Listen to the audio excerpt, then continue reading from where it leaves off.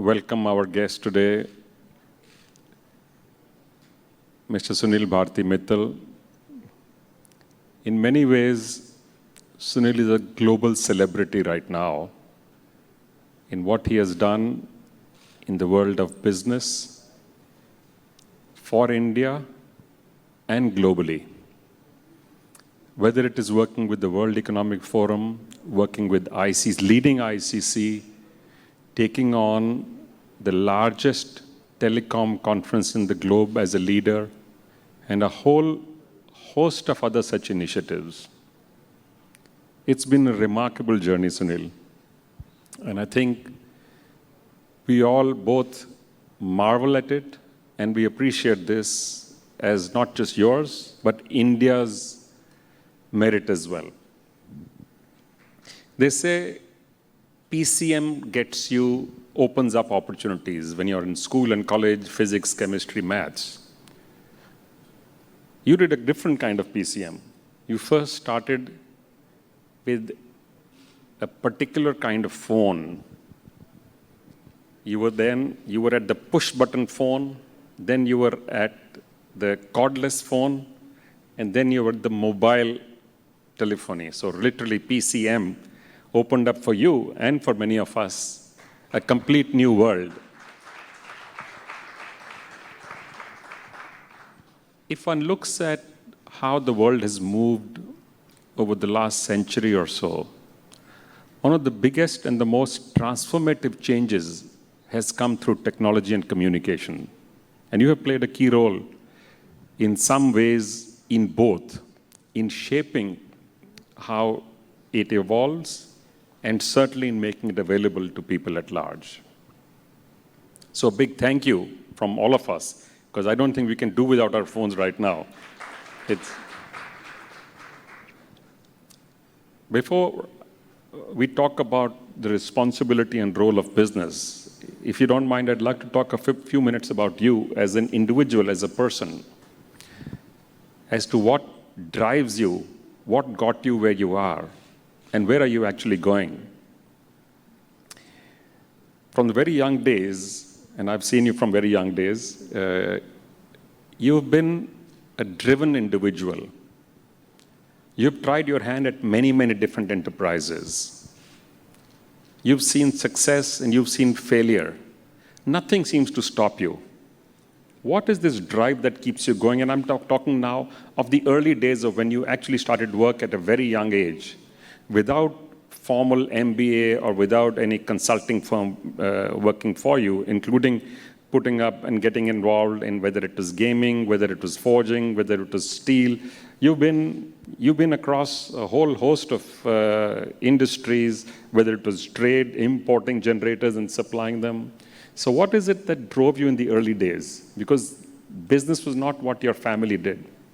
Your father was a senior politician. So what is it which moved you in this direction? I'll take the mic.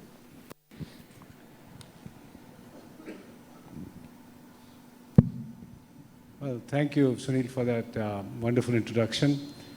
And for some of you who may not have the background, we have both known each other from the time probably we were, crawling on the floor. So it's more or less in the first 1 or 2 years of our lives, we have known each other. And over all these years, we have only strengthened our relationship. Our families knew each other. We belonged to the same town, Ludhiana. And my first business was actually not making phones. It was, as Sunil rightly pointed out, odds and ends to make one's life ends meet. And that was to manufacture cycle parts to supply to his glorious, illustrious firm, Hero Cycles, at that time. And I had the great privilege and pleasure to deal with the late Brijmohan Lalji, Sunil's father, a legend who almost all of you know. So I, in some sense, learned at the feet of the Grand Master. And he was my first customer. He was very warm and generous, but equally very, very strict in his dealings with on business matters. So there was a lot to learn from him. For me, coming from a political family, usually what you end up seeing, especially in the party where my father belonged. Almost all the successive family members, at least the male members of most of the families, will go into politics. And it was no different that many of my father's peers, cohorts, his supporters would egg all of us to be in politics. So we are politically very aware. We have grown up in a hugely volatile, active political family. And to some extent that has given me the instincts to survive against odds. But clearly, politics was not to be our calling. And I had the benefit of knowing friends like Sunil and many other peers from Ludhiana. And Ludhiana is a very industrious town. It's an infectiously industrious town in a sense that almost everybody works for themselves at a small, medium enterprises. And few of them, like Hero Cycles, were the big ones. So one was very deeply inspired by these individuals that I grew up with, and I saw them being part of business families. And business, therefore, was to be the calling. The second factor, which I think Sunil also alluded to, but I will elaborate on that, is I didn't have a very good formal education. In fact, I was a terrible student. And my parents were always worried that will I even graduate? I managed to graduate, but did I learn anything in my economics and political science doing a bachelor's degree? The answer is really not much. There used to be one annual exam in those days. You mugged in the last 7-8 days and you managed to pass through. So there was really no real education. My education came on the streets, fighting for survival, fighting for that money every day to make ends meet. I still remember picking up steel from, in those days we had a large steel company in Ludhiana, Punjab Concast. Later on, I don't know where and what shape it took. And picking up steel from there, bringing it back to the forging plant, making the cycle parts, and then sending it off to Hero and some other customers of mine. So this was a daily grind, and what you learn from those lessons are greatly valuable in life later on. So I did that for a few years, but I recognized very early on that being a supplier to very large companies can probably get you a reasonable living, but it's not going to give you a growth pattern that at least I had in my mind for myself. And therefore I moved to Mumbai at that time, and for a period of few years I was into importing of various products, whether it's generators, commodities like plastic, stainless steel, zinc, whatever I could lay my hands on, just to create capital, enough capital to do something more. So in short, the answer was all those years from 1976 to approximately 81, 82, the first 5-6 years, was doing a lot of variety of different things to just create some pot of money to do something more meaningful, which started in 1983-84 when we set up our first manufacturing unit in Ludhiana, incidentally, for making of push-button phones. Yep. So once you had the pot of money, you started push-button phones, but you didn't actually stop there. So what was it that made you continue beyond that? Because you did many, many more things after that. That is true. So it looked like that the telecom terminal business, as it was called at that time, which is devices now, would be a very large business for a country the size of India. So we started to manufacture telephones with Siemens, collaboration with Siemens from Germany. Then we went on to make cordless phones with LG of Korea. We started making telephone answering machines with a company from Japan, and fax machines finally with Daewoo. But that market remained rather limited in size and shape. And I saw many of my other peers who are in the switching industry, transmission industry, optic fiber cables, starting to take much bigger strides as compared to Bharti Telecom, as it was known at that point in time, with Beetle-branded devices. And I recognized that I need to move very quickly into something more. And telecom had become something that I started to enjoy. I started to understand a lot more. I was traveling across the globe, looking at what's going on in this world. And 1992, January, when India invited its first bids for mobile phones, I knew that my calling had come. I was a rank outsider. It was a difficult decision. Needed a lot of money, ton of money, which I didn't have. and I didn't overtly care for where the money will come from. The maniacal sort of desire was that we need to win a license and then we'll find our money to put up a network. So that happened in 1992. So you've shown an indomitable spirit in many, many ways. You've fallen, you've stumbled, you've got up again. You had competition of the kind that most people would not be able to face or would not dare to face. Even when you started, I'm trying to remember, what is Ericsson or who it was you gave the first order for switches to? Ericsson. And apparently you didn't have the full money that was to be paid to them, and you got them to agree on only a 15% payment upfront. So where were all these ideas coming from? There were no grand training grounds in India for structured payment systems, etc. Where were you getting these ideas from? Well, I guess it goes back to entrepreneurial hustle, I would say. Most of the entrepreneurs that are today very large business houses, whether it's Reliance or it's now Adani's or Jindal's, or you just name, all these entrepreneurs have come through these difficult periods of literally no resources, very little money, very little capital to invest, and more importantly, very little outreach at the appropriate levels of banking and funding and all that. But they all hustled their life. So in my case, it was no different. You had to hustle, you had to think on the spot, you had to take decisions on the spot, and very large, very important decisions are taken by entrepreneurs on the basis of the situation that is around you. The immediate response has to be to deal with the situation. So I still remember we were looking at all the network suppliers, and being a very small company, and in 1994 actually, when we got our license to roll out the network, and that was the time when we were negotiating with all these foreign vendors, our sales were about 45 crores in Beetle devices, and the profits were 7-8 crores. And you needed about 200 crores to start the Delhi network, which the license we had won. So it was a tall order, without a doubt. And the order for Ericsson at that time was $27 million. They were the first starting 100 sites in Delhi for a full-fledged switching radio transmission network. And we didn't have that money. And when I finally chose Ericsson over Nokia, Alcatel at that time, and a few other vendors, Motorola, etc., I went to Sweden, and at the end of our contract negotiations, after we signed, I was invited by the president of mobile division, Kurt Hellstrom, for a lunch. And they had by the time already announced the contract. They had those screens all over the company headquarters, which was showing a new contract had been won by Ericsson. And I knew, walking into the lunchroom, that I didn't have the money. And during the lunch, I told Kurt, I said, I have one problem. But you also knew they had no choice but to fulfill that order now, since they publicized it. Yes, but I was quite confident that we will finally find the money, but I needed to first, test it there with Ericsson. And when I told him in the middle of the lunch, I have a problem, that I will not be able to pay you. So he was kind of taken aback. He says, will you be able to pay your upfront 15%?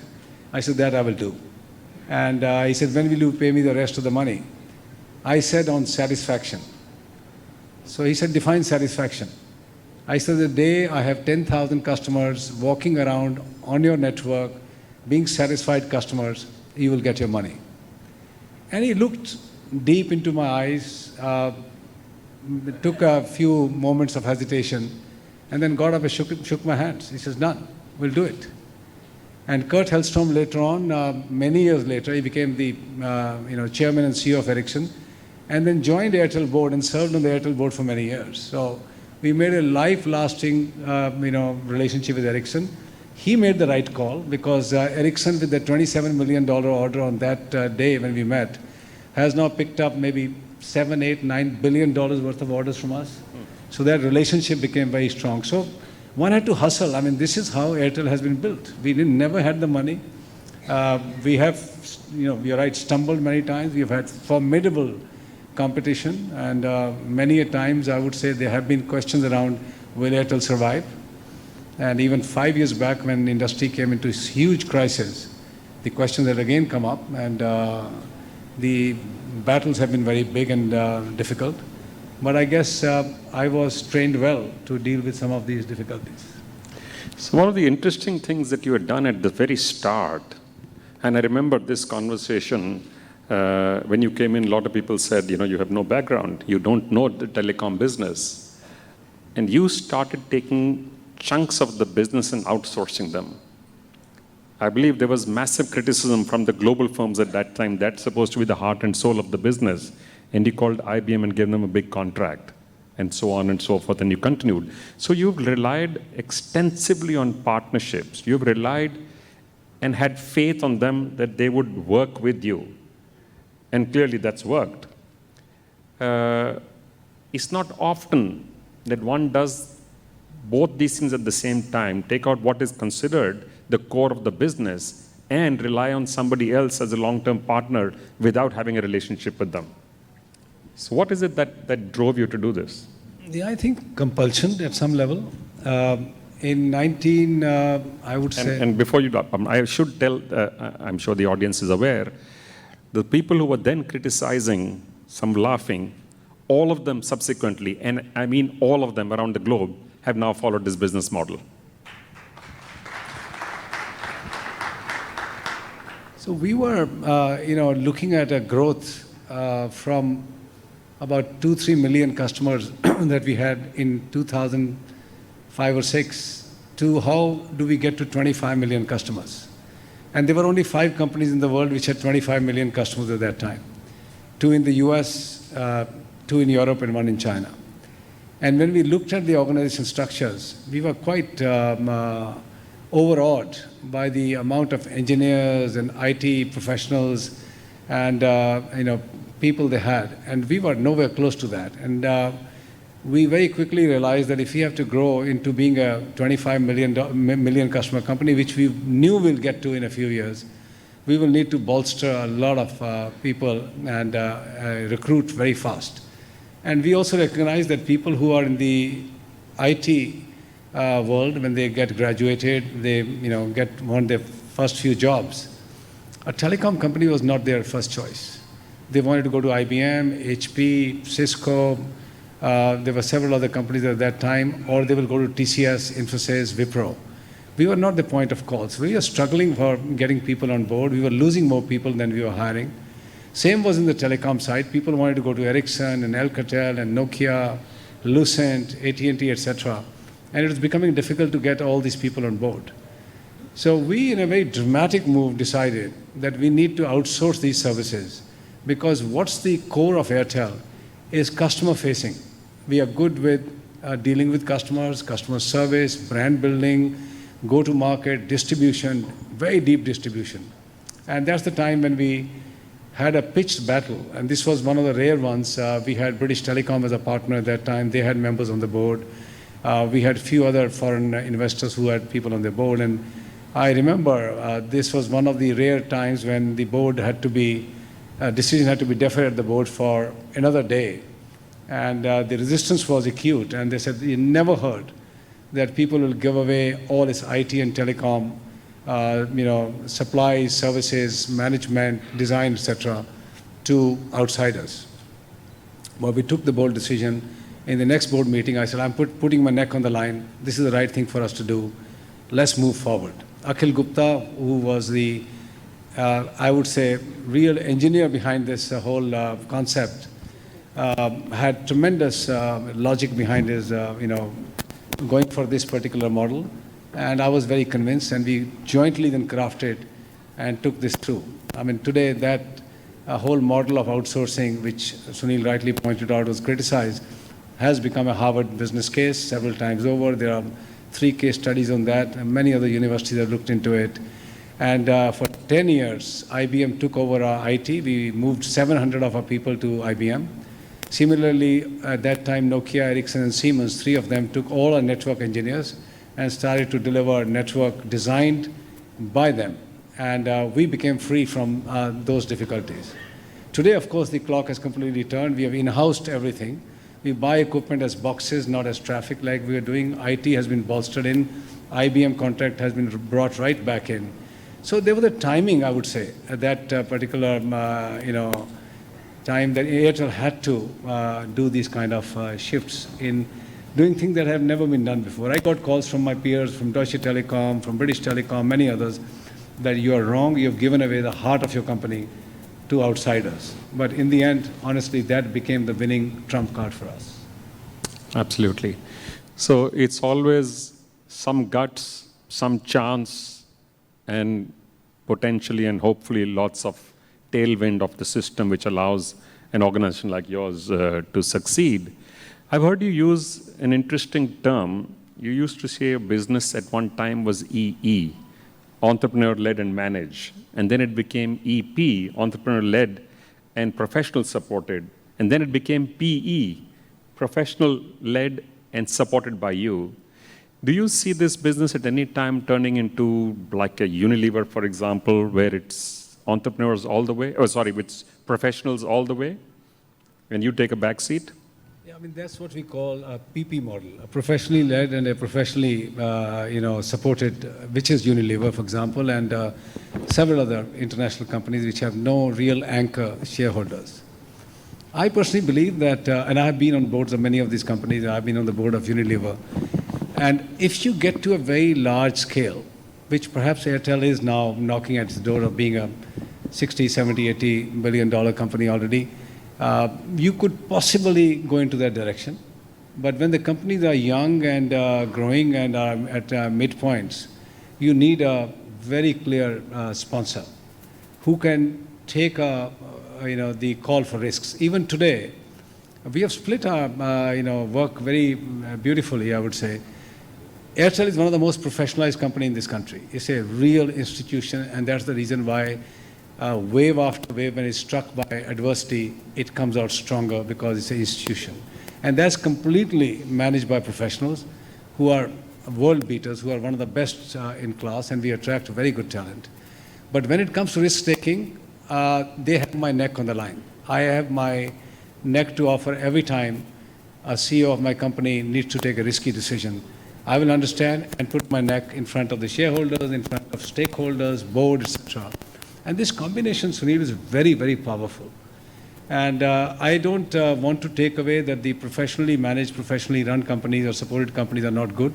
They are very good, but they need to be of scale and size, where inefficiencies can be ignored, where risk aversion can be managed, where you miss out on some very big decisions in life, you can still be okay. Although many companies, large companies, have suffered who have not shifted with time.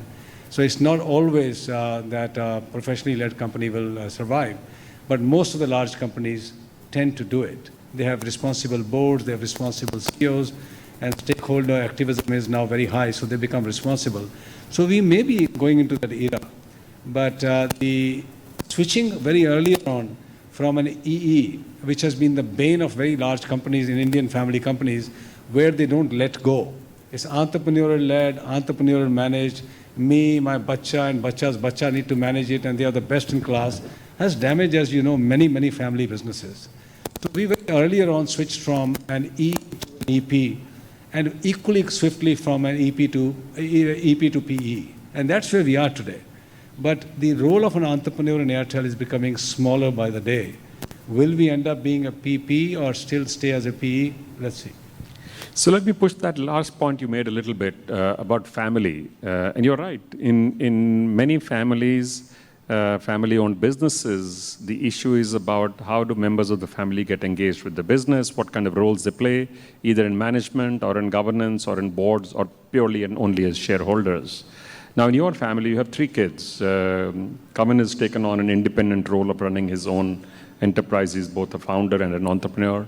Shramin is now running your global family office, is also involved in the wonderful new venture you've taken up, OneWeb in the UK, with partnership with the government of the UK itself. And your daughter herself is an entrepreneur in her own right, both managing startups as also now working with Sharan on the enterprise, both of hotels, enterprises, clubs, and whole. So the spirit seems to be there, but all of them seem to be in a different sphere from Airtel itself. by design? Yeah, I mean, Airtel, as I said, we moved from a E model to a P model fairly swiftly. In 6-7 years, those two shifts happened. And therefore, job of an Airtel CEO is a very highly accomplished individual's job. I mean, it's got to be someone who can come and run it in a way and manner that is expected out of Airtel CEO. It's a complex business. It's a very large business. Cycles are changing very fast. And it's not to say that the next generation of families are not going to be competent enough. In fact, there are many cases where the next generation has taken the family businesses to the next level. But they need to be inclined to do it. They need to be trained to do it. And that takes time. In our case, we have not chosen like a typical family business where children are taught within the businesses. They are learning outside the businesses by running their own businesses, doing their own sensations, participating in some businesses of the family which are away from Airtel. One day will somebody raise their hand and say, I am ready to come back and be considered? Who knows? Right now, I don't see anyone desiring to do it or wanting to do it. But you can never say never. But I'm reminded of Chris Galvin, who used to be the grandson of the founder of Motorola. Motorola is the family business, as most businesses in the world have been in the past. And then through 2 generations, nearly 1.5 generations, it was a public company. And when it went into hard times, the grandson of Galvin, who was the founder of Motorola, was called in, Chris Galvin, and I remember meeting him very fondly. He was brought in, and he was competent enough to take it forward to the next level before he also came out of it. So you're right, there have been cases. You saw it in Toyota, you saw it in Ford, interestingly, in some of the large global giant companies too. Let's talk a little bit about business and its role in society today. The compact of enterprise and society clearly has undergone a change, more so in the last 30 years and very sharply in the last 5 to 7 years. The role of business is no longer only to be in business. The role of business is increasingly to be a responsible part of community, society, to provide not just the ability to run a business, but also provide support where communities need, to provide ideas and a backup to the government in areas where the government itself does not have a full reach. Now, there is, of course, a strong argument against this role as well, saying the business should only be in business because that's its expertise, and that is the best way it can do a CSR, whereas the funds generated of profit can go to governments or NGOs and others to do this. Where do you think the line should be drawn? Well, I think this is a very good question, and business is a force for good. I mean, that's how I see it. It has a very strong multiplier effect in the society that we live in. The largest canvas, to my mind, is really in the hands of politicians. They can make the most significant changes, and let's not just say politicians, policy makers. So that includes politicians, bureaucrats, and other people who are in the ecosystem of running nation states. The biggest impact is made really by them. They can change the face of societies, face of nations. They can take them forward, they can take them backwards. So that's the largest canvas. In my own opinion, the second biggest canvas is available is to business people. They are a force multiplier. They create jobs, they create wealth, they create taxes. They provide the fuel for nations to grow because they generate the revenues that are required. So it's a very important constituent of the society. And it can't therefore be working for one and only one stakeholder, which is the shareholders for getting dividends and money. And I'm in some sense very glad that it's taken long years, but now ESG, as you know, has become the cornerstone. Your multiples in the market, your market caps can dramatically alter if you are not, responsible corporate citizen. And it's not the old thing that do some philanthropy, run some schools, do some programs, and you'll be fine. Your core of your business needs to now speak to the society in a much more fundamental way, where they are gaining from what you are doing.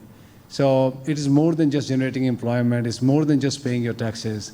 Are you doing it in a responsible way? Are you creating enough momentum through your business to accelerate the participation of the people on the margins of society to come into the mainstream, to have better opportunities. In my own business, for example, how are we enabling those who can't afford a phone? How are we making elderly come onto the digital world?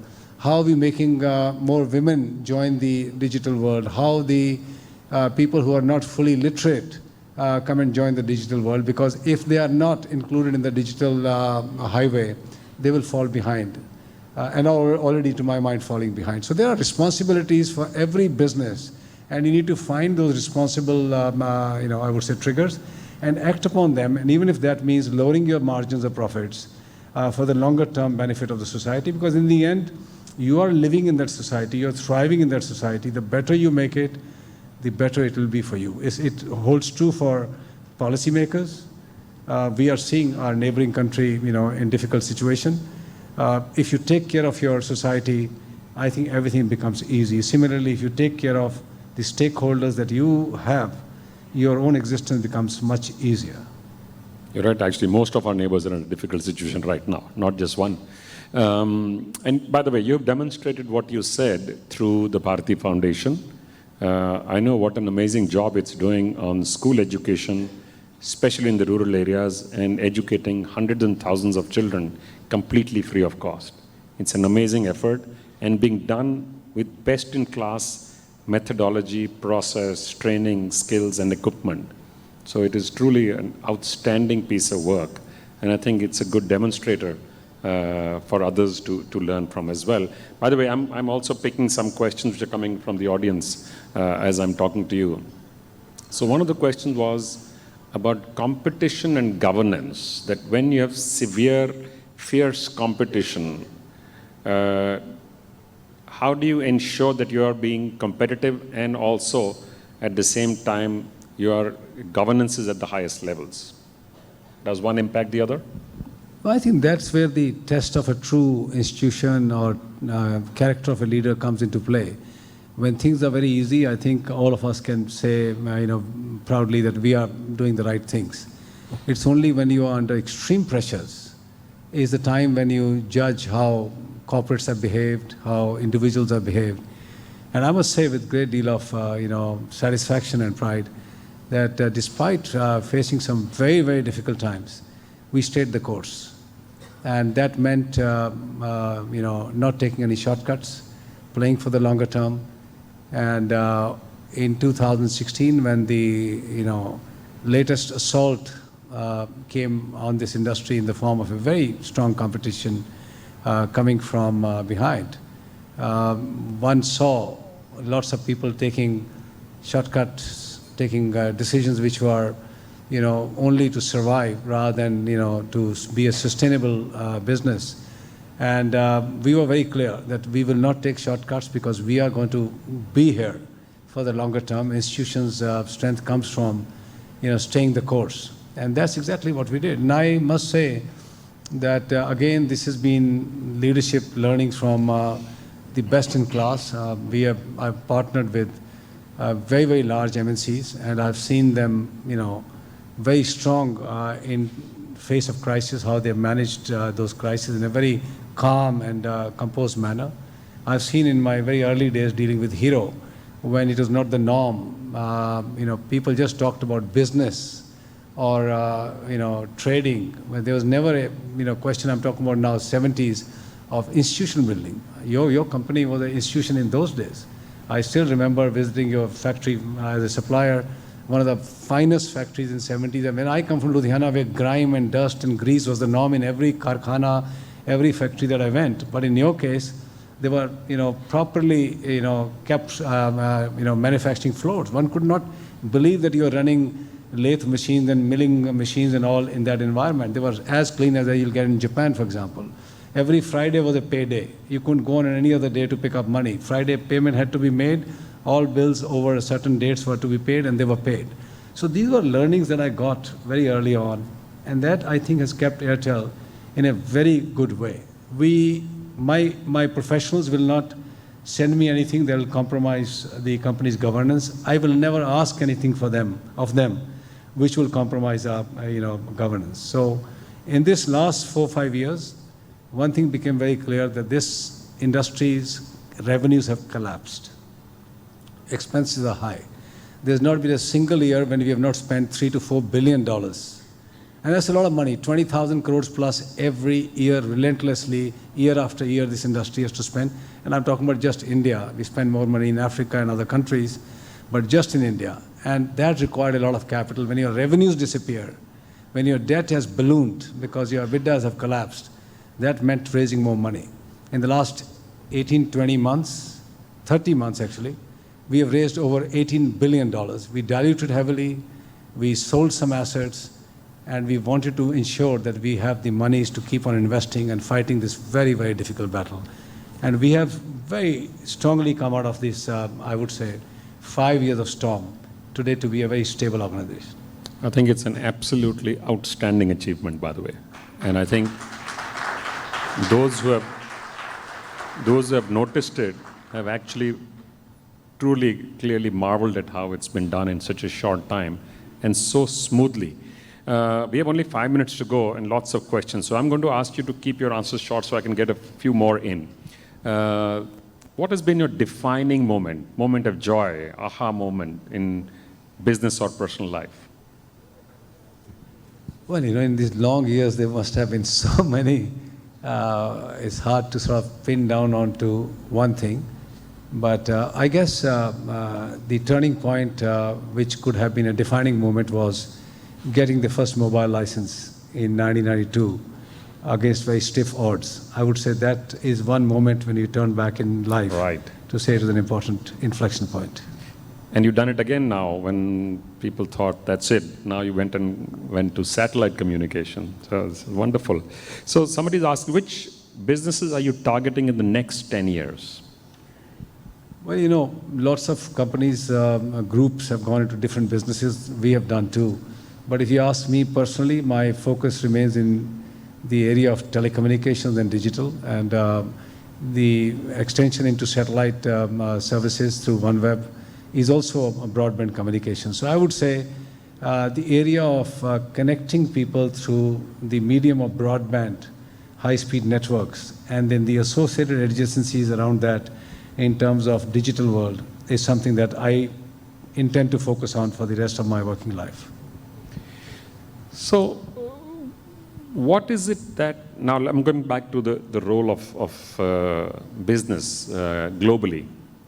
There are many countries in which industry has played a role very different way in India. If you look at the old companies, steel companies, cement companies, they would build their own housing colonies because they were not available. They would build their own schools, etc. So in some sense, there was work being done already outside of pure business.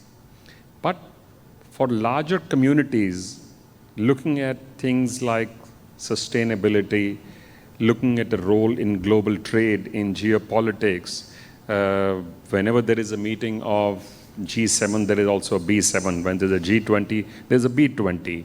So the role of business clearly has shifted. And do you think this shift is enough? Or is there more to be done?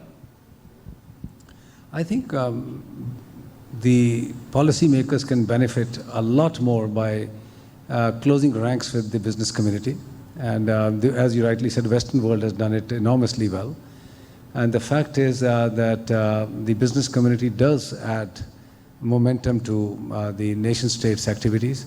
If you just look at ICC, International Chamber of Commerce, which was formed after the war, the fact is they brought wonderful instruments of trade and business to the world, the letter of credit, the certificate of origin. So business actually does help in formulation of thought leadership of any political or policy dispensation. Absolutely. So we are at 5:29. I just want to say thank you to you. I think that was an interesting. This is probably a conversation which we could have had for a much longer period, and I'm only able to cover just some of the questions which I got. So apologies to those whose questions did not get covered, but I thought it would be useful to ask some of the other questions that I did to get a fuller picture of Sunil Mittal as an individual and what you've been doing as a corporate and as a corporation. I think there's no doubt in my mind that this is an example of which research will be done and stories will be written over a long period of time. I'm surprised that you yourself have not yet put pen to paper and started to write some of your experiences. I hope you will sometime.